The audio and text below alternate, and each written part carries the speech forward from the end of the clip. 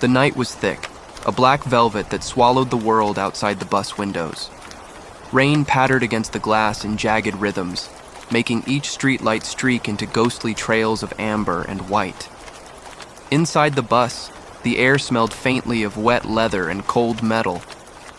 The passengers, strangers to one another, sat scattered across the creaking seats, their eyes glazed with fatigue or quiet apprehension. None of them had spoken since boarding, not even the man with the briefcase who always seemed to be muttering to himself under his breath. The driver didn't.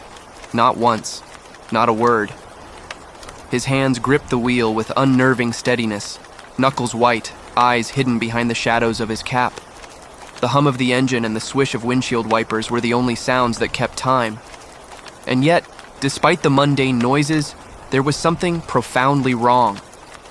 The GPS on one passenger's phone blinked erratically, then died. Every attempt to call for directions or check the route failed. Phones flickered and died in sequence, as though the bus had crossed into a space where technology itself refused to exist. At the next stop, a lone figure entered, dripping rainwater onto the aisle. The bus had passed through a cluster of town signs hours ago, yet none of the names had seemed familiar. This man, tall with a pale, angular face, smiled faintly at the other passengers. "Late night ride, huh?" His voice was soft, too soft, like it belonged to someone used to being swallowed by darkness. The driver didn't look up, didn't respond. The doors hissed shut, and the bus lurched forward, taking a turn onto a road that should have led to nowhere. The strangers exchanged uneasy glances, subtle, almost imperceptible movements, as if acknowledging the growing tension. A woman near the back fiddled with the strap of her bag, trying to focus on anything other than the unnatural silence. She pressed her hand to the window, staring out into the storm, and saw only winding asphalt and swaying trees. The towns they passed bore no signs, no lights, no signs of life at all. One blink, and the landscape seemed to reset. Trees in slightly different positions, a distant lamppost flickering in and out, a building that had no windows where it should have. An older man in the front muttered under his breath, though no one could hear the words. The bus creaked violently as it hit an invisible bump, sending several passengers gripping their seats. A low rumble rolled through the vehicle, and for a moment, the lights flickered, exposing shadows along the ceiling that seemed to slither unnaturally with every flicker. The faint scratch of nails, or maybe it was tires against gravel, echoed somewhere beneath the bus, or perhaps outside, and the passengers tensed in collective fear. Minutes stretched into hours, though no one could be certain of the time.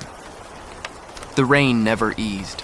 Streetlights appeared at intervals that made no sense, casting long, warped shadows of the bus through puddles that shouldn't have reflected them at all.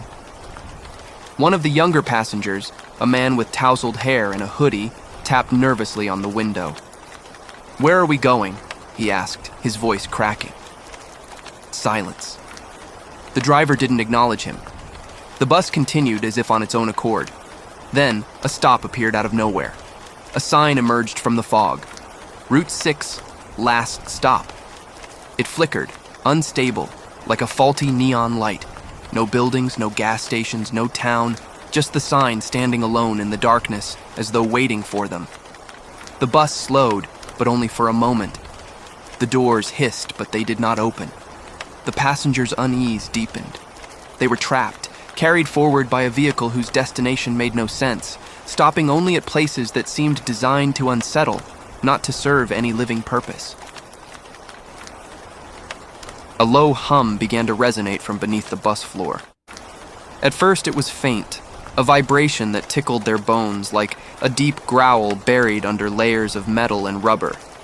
Then it grew louder, insistent, almost sentient, as though the bus itself were alive, listening, judging. The passengers whispered to one another, attempting to voice their fear, but words seemed swallowed in the cabin. Eyes darted toward the driver, but his profile remained rigid, unreadable. He did not turn. He did not blink. From the shadows in the back, a woman's whisper broke the silence. "This isn't right. None of this isn't real." Her words, trembling, carried a resonance that others could feel more than hear. The man in the hoodie moved closer, peering down the aisle. "Maybe it's a detour," he muttered, trying to convince himself as much as the others. But the older man in the front shook his head, muttering under his breath, eyes fixed on the road ahead. Something about the way the trees twisted past, something about the rhythm of the rain, told them that the bus would never reach any town they knew. And then the bus stopped again, without warning, without reason, on a road that seemed to dissolve into nothing beyond the headlights. The passengers could see the black asphalt giving way to shadows that curled and writhed like smoke.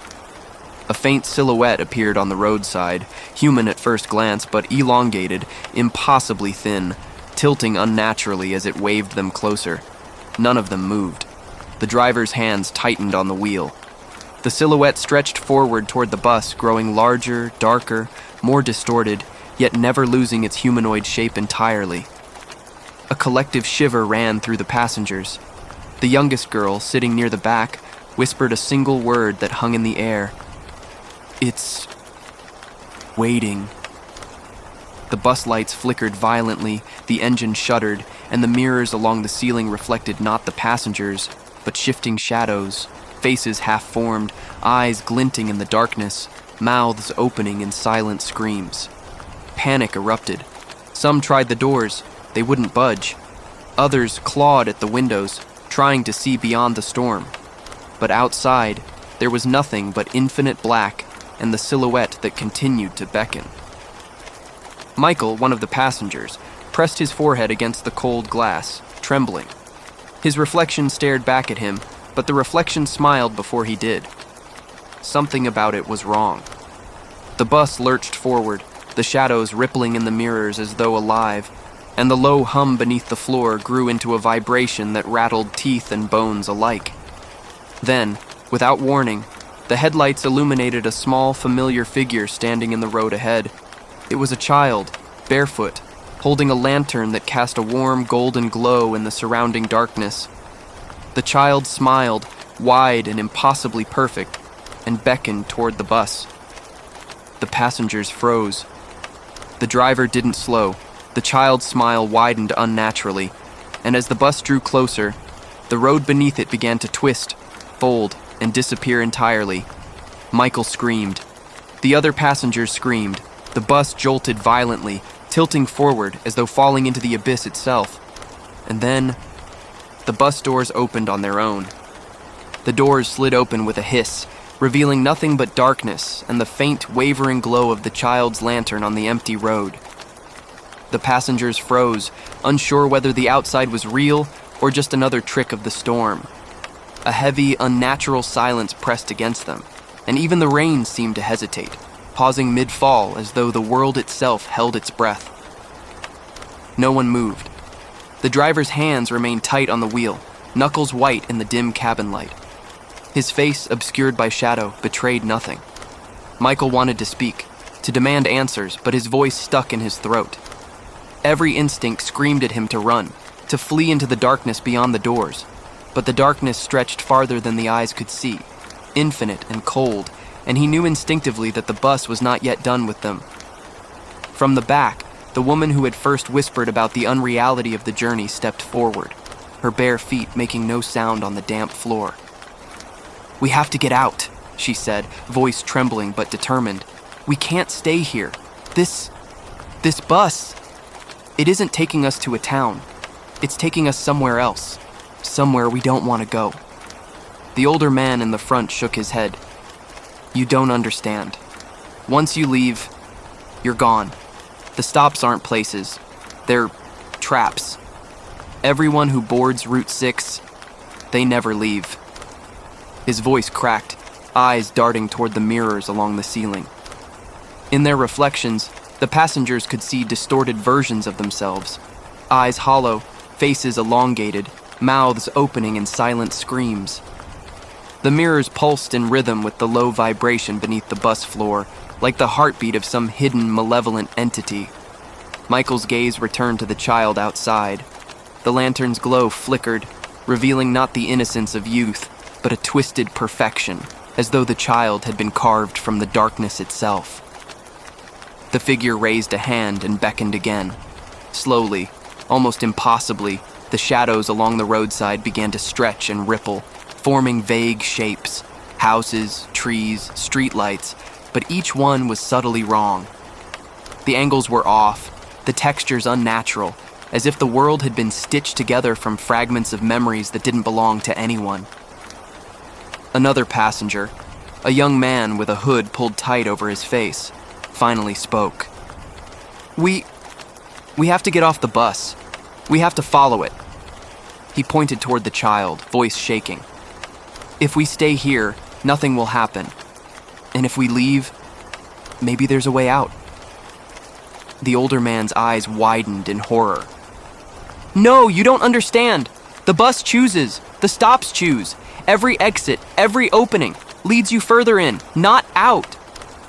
The bus creaked violently, as though responding to the words. The low hum beneath the floor grew louder, vibrating through the metal seats and the passengers' bones. The driver shifted slightly, though still never speaking. His eyes, when they finally flicked to the windshield, glinted with something inhuman, something patient, calculating, and hungry. Michael glanced around. Some passengers were frozen in terror. Others clutched at the seats, unsure whether to flee or stay. The child's lantern flickered again, and the road beyond seemed to twist and fold, bending the horizon in ways that made no sense. And then the child smiled, the perfect, unnatural smile, and pointed toward a darkened alley that had appeared out of nowhere, a narrow passage between shadows that seemed to pulse with life. "It's a choice," whispered the woman near the back, her eyes wide with realization. "We either follow, or we never stop." The youngest passenger, a teenage girl clutching a small backpack, whimpered. "I don't want to die," she said softly, almost to herself. "I just want to go home." But home, they all knew, was gone. The bus had taken them far beyond familiar streets, far beyond any possibility of return.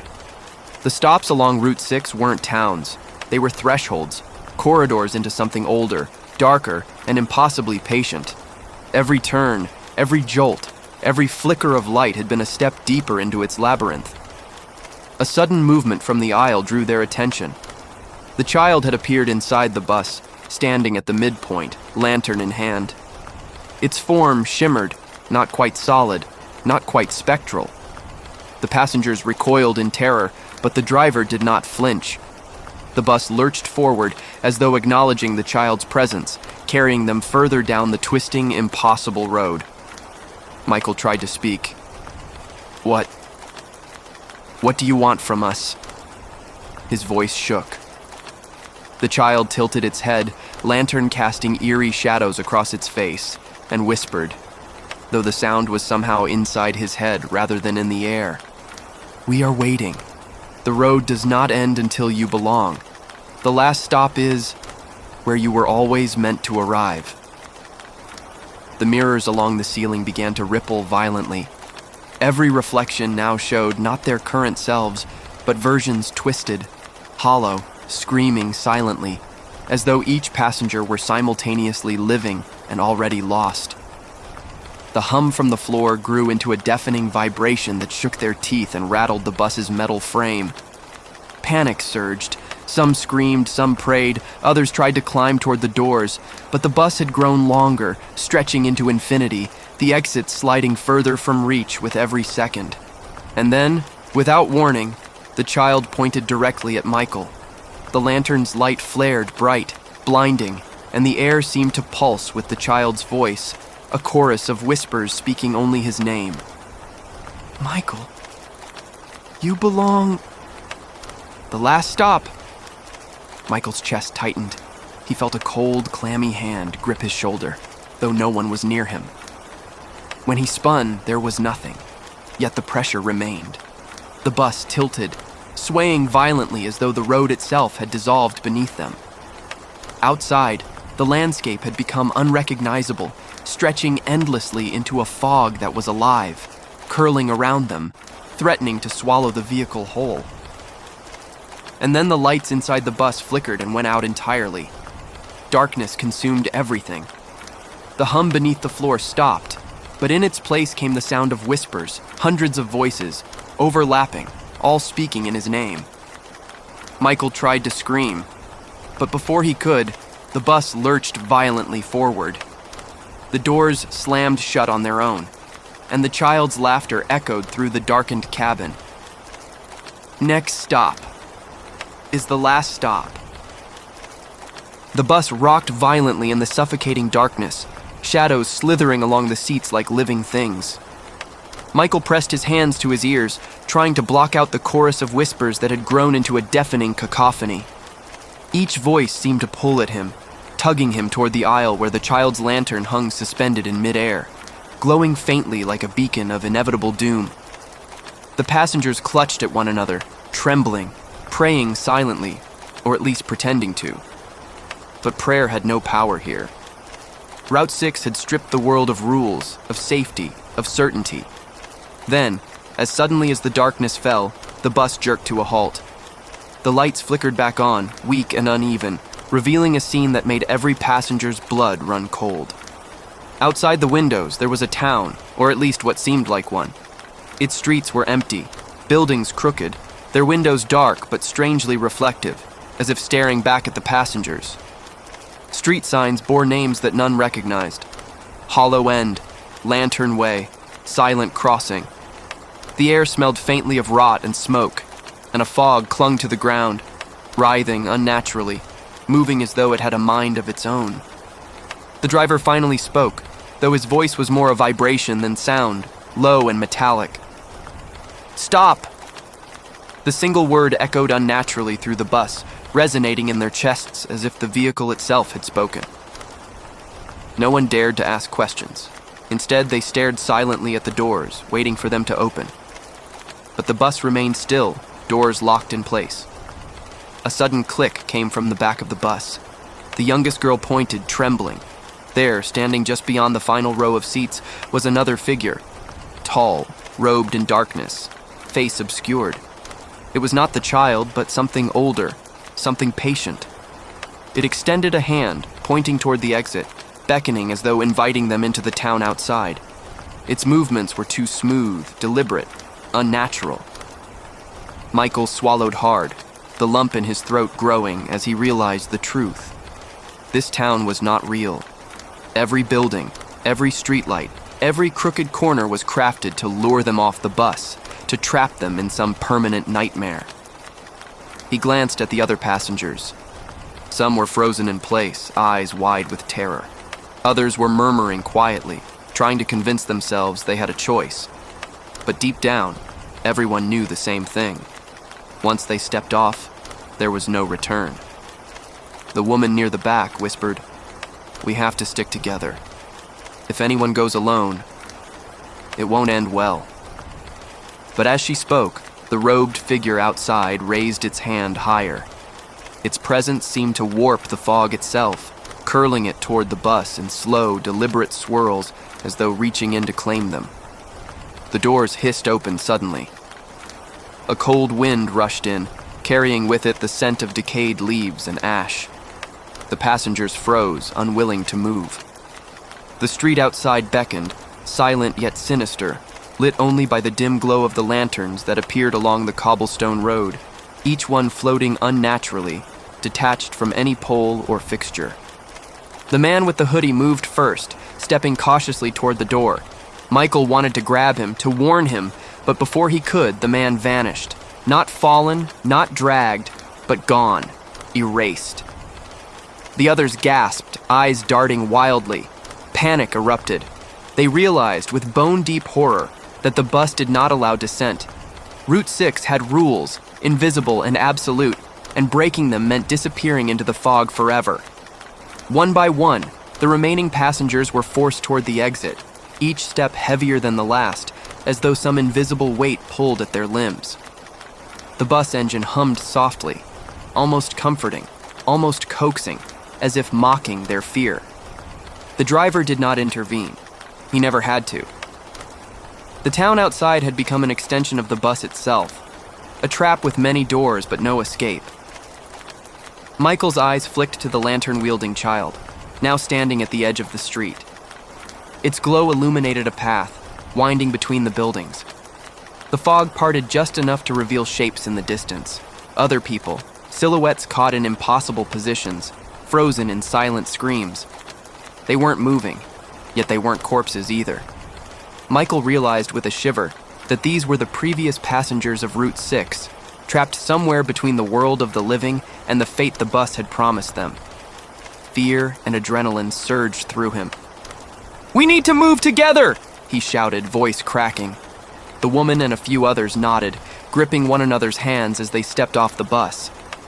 The metal groan of the door closing behind them sounded like a tomb sealing shut.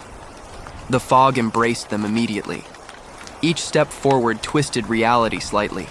The street curved impossibly, the buildings shifted subtly, and the lanterns hovered like predatory eyes. Every breath Michael took was heavy with the metallic taste of inevitability. He tried to call out to the others, but their voices were swallowed by the fog, leaving only the echo of their own terror in their ears. Then, the whispers began again, low at first, almost hypnotic, carrying messages in a language that felt familiar yet alien. You belong, the last stop is the only stop." Michael stumbled, clutching his chest, as if the words were claws digging into him.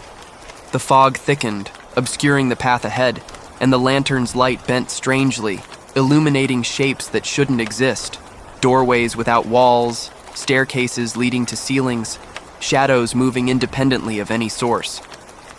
Ahead, a massive building appeared, though Michael could not tell if it had been there all along or had formed from the fog itself. Its doors were wide open, black and inviting, promising shelter, yet radiating danger.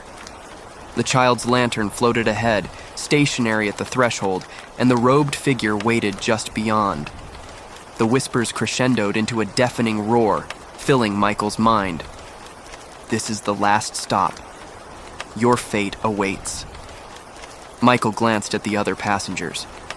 They were pale, terrified, but moving forward, drawn toward the building by a force stronger than their fear. No one had a choice anymore. And as they crossed the threshold, Michael realized the horror that awaited. This stop wasn't a place. It was a reckoning, a test, and a trap from which there was no return. Just as the first footstep entered the building, the fog behind them swirled violently, the lanterns flaring bright red, and the ground seemed to shift beneath their feet. Michael's heart stopped as a voice, the driver's but somehow distorted, echoed through the building. "Welcome to the last stop. There is no exit, only the ride, and what waits at the end." The doors of the building closed behind them with a deafening slam, cutting off the foggy road and the world outside. Michael's chest heaved as he tried to catch his breath, but the air inside was thick and damp, heavy with the smell of mildew and something far fouler, like iron and decay. Shadows clung to the corners, stretching unnaturally across the walls. Every step they took echoed with an unnatural hollow, amplifying the faint, distant whispers that now seemed to come from every direction at once. The first room they entered appeared almost domestic. Old wallpaper peeled from the walls, a dusty chandelier hung crookedly from the ceiling, and faded portraits lined the walls. But something was off. The portraits, family after family, were all of strangers, yet their faces twisted subtly as Michael passed, eyes flicking to follow him, mouths moving in silent, mocking laughter. He felt a prickling sensation along the back of his neck, as if invisible eyes were boring into his skull. One of the passengers, a man in a dark jacket, whispered, It's watching us. Everything here is watching us." He clutched at a wooden chair, knuckles white, eyes darting to every corner. Michael tried to reassure himself, though the tremor in his own voice betrayed his fear. "We just need to stay together. Keep moving forward." As they moved deeper, the hallways began to twist in impossible ways. Doors led to rooms that defied logic. A bedroom whose walls stretched upward infinitely, a kitchen filled with appliances that hummed as though alive. A hallway that bent back on itself so they passed the same cracked mirror 3 times in a row without realizing it. Each reflection now showed distorted versions of themselves, older, hollow-eyed, screaming silently. The whispers intensified, forming words Michael could almost comprehend. "You are already part of it. You belong here. The last stop." The child appeared again, floating just ahead in the hall, lantern casting a sickly yellow glow. Its small, unnatural voice echoed from nowhere and everywhere at once. "The ride is not over. You must face what waits." Michael wanted to speak, to ask who or what was orchestrating this nightmare, but the words caught in his throat. The lantern's light twisted around them, revealing shapes crouched in the corners. Shadows of people, limbs bent unnaturally, faces hidden, eyes glinting in the dark. The passengers followed, each step hesitant, but compelled. They arrived at a large room that looked like a dilapidated auditorium. Rows of broken seats lined the floor, and at the center, a stage stood empty except for a single figure. A man, or something that had once been a man, sitting slumped, head bowed and rocking slightly. As the passengers approached, they realized in horror that this figure bore their own faces, twisted in expressions of terror and despair. Michael stumbled back. It's us," he whispered. Every passenger recoiled in shock as the figure lifted its head in unison, revealing mouths stretched impossibly wide, eyes black and hollow.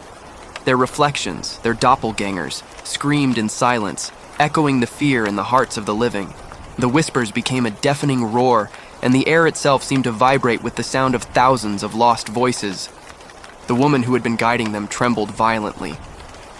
"This is what happens to those who get off the bus. Route 6. It doesn't just trap you, it transforms you, slowly, forever, into one of them." She swallowed hard, eyes wide with terror. "If we stay here, this is what awaits. You don't want to see it." The robed figure from outside appeared again, emerging from the shadows. It moved with inhuman fluidity, gliding silently toward the passengers. Every step it took seemed to twist the space around it. Walls warped, floors buckled, and the shadows writhed as if the building itself were alive. The figure extended a hand, pointing directly at Michael. Its voice, distorted and layered with countless tones, filled his mind. "The last stop claims all who wander here, and the ride will end only when one remains, or all are taken." Suddenly, the auditorium doors slammed shut behind them, leaving the room in semi-darkness.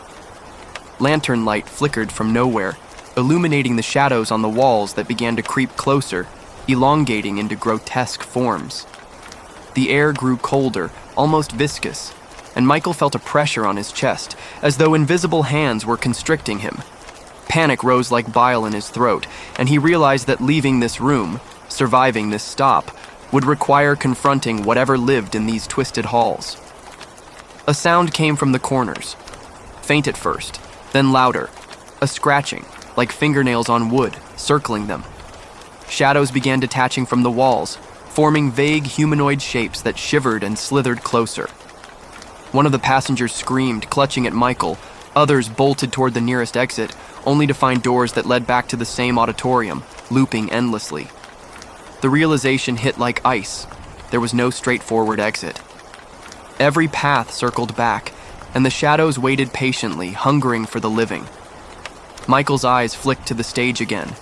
The figure with their own face lifted a hand, and a whisper echoed inside his head. "You can never leave.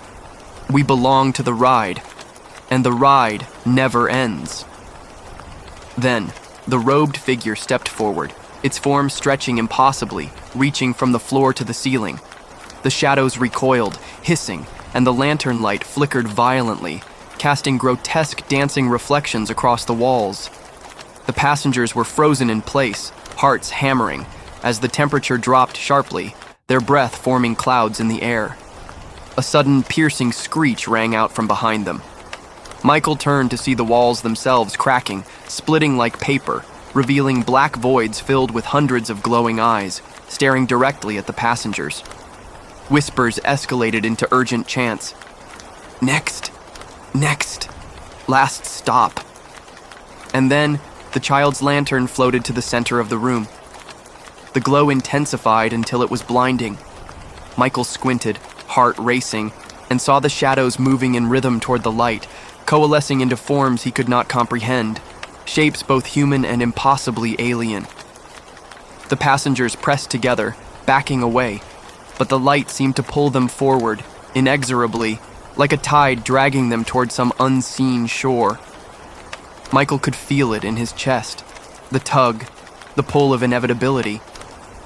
And just as the shadows lunged, merging into the bright glare of the lantern, the floor beneath them gave way. The floor beneath them vanished as if it had never existed, plunging Michael and the remaining passengers into utter darkness. The scream that tore from his throat was swallowed instantly, as if the void itself absorbed all sound.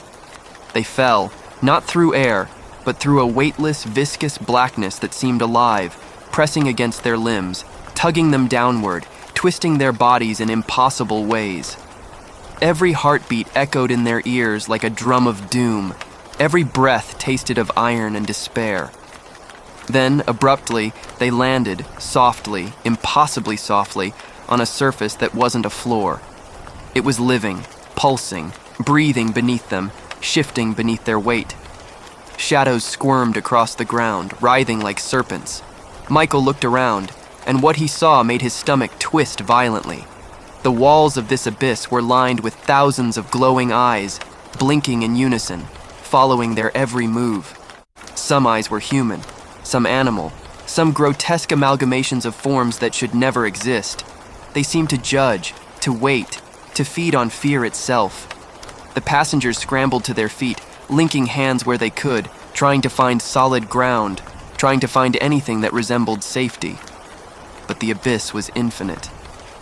The edges of the world disappeared into nothingness, leaving only the dim glow of floating lanterns that seemed to form a path. At the center of the path, the child stood once more, lantern held high, small and impossibly perfect, yet radiating the cold authority of a predator. Michael wanted to speak, to ask why this was happening, to beg for mercy, but words were futile. The child raised its hand, and the abyss pulsed violently.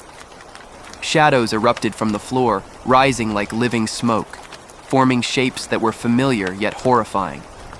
Twisted versions of the passengers themselves screaming silently, reaching for them with elongated, clawed hands.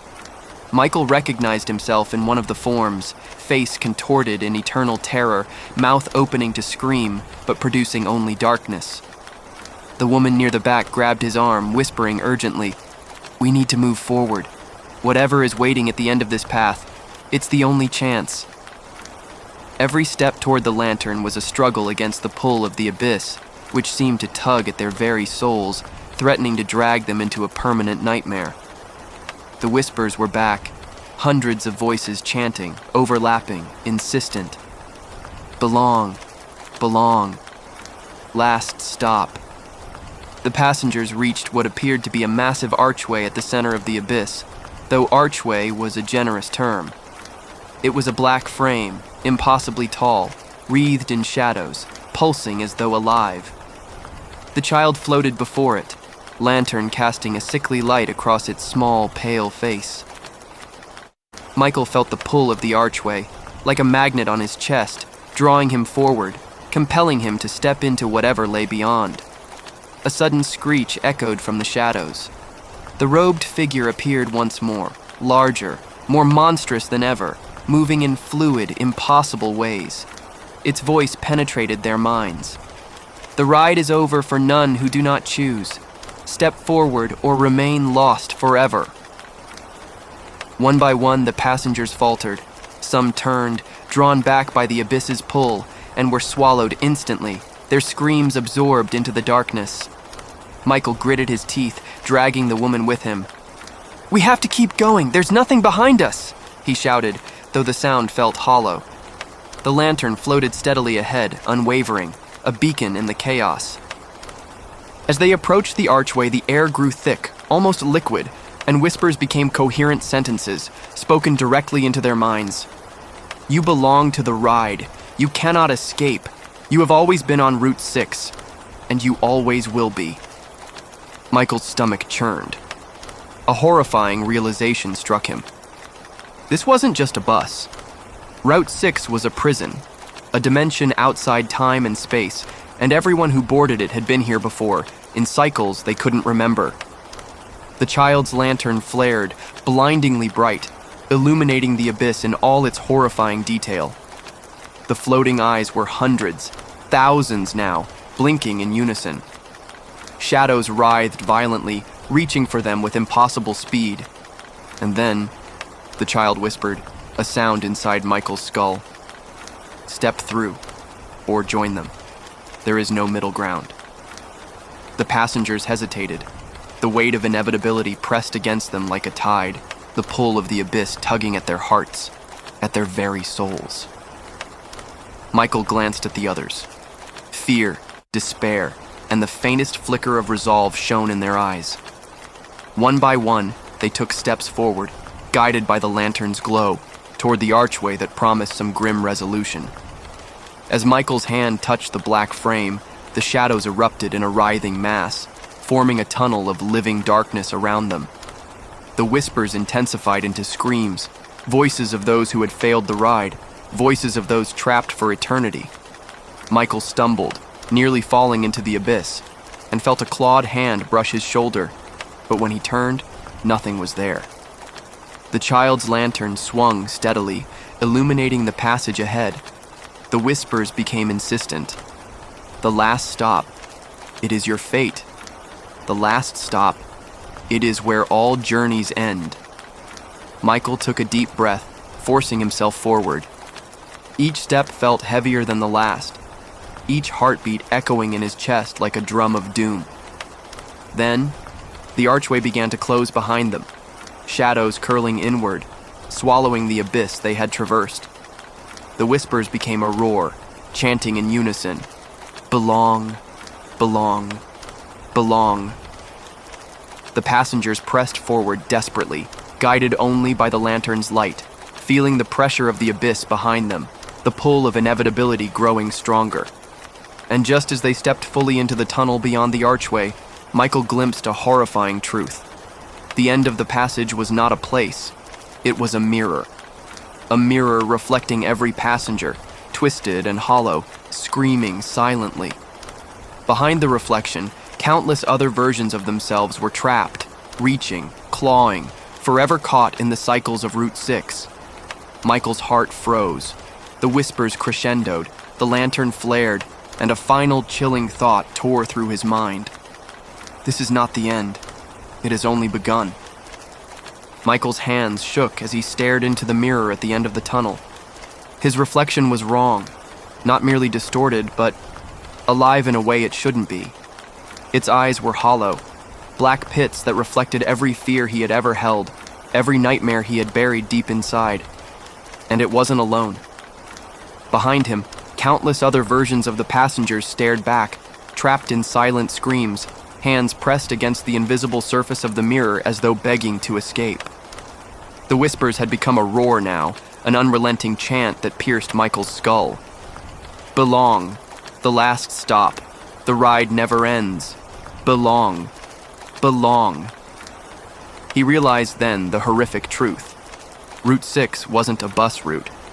It was a loop, a prison outside of reality, designed to feed on the living and transform them into shadows of themselves for eternity. Every passenger who had boarded before them, every person who had vanished along the way, was now trapped in mirrors, echoes, and shadows, waiting for new arrivals to replace them. The child's lantern floated closer, the soft yellow light turning almost red as it hovered in front of Michael's face. Its small hand pointed toward the mirror, and in its voice, clear, cold, and inescapable, he heard the chilling words, "You were always here. You will always be here. The last stop chooses you, and you have no choice but to belong." Michael's legs trembled, but he knew what he had to do. He had to confront it, the mirror, the reflection, the inevitability of Route 6.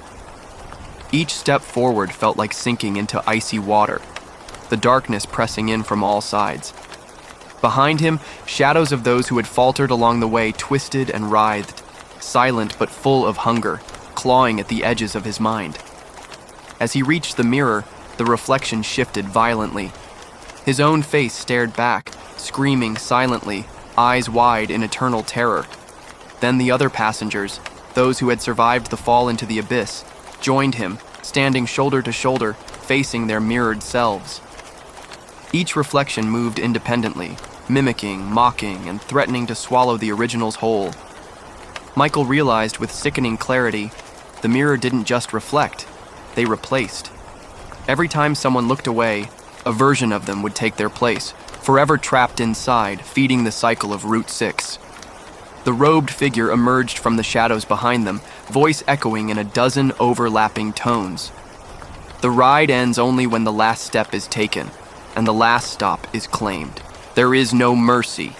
There is only the ride. Panic surged. Some passengers screamed, some wept, others lunged at the mirror in desperation.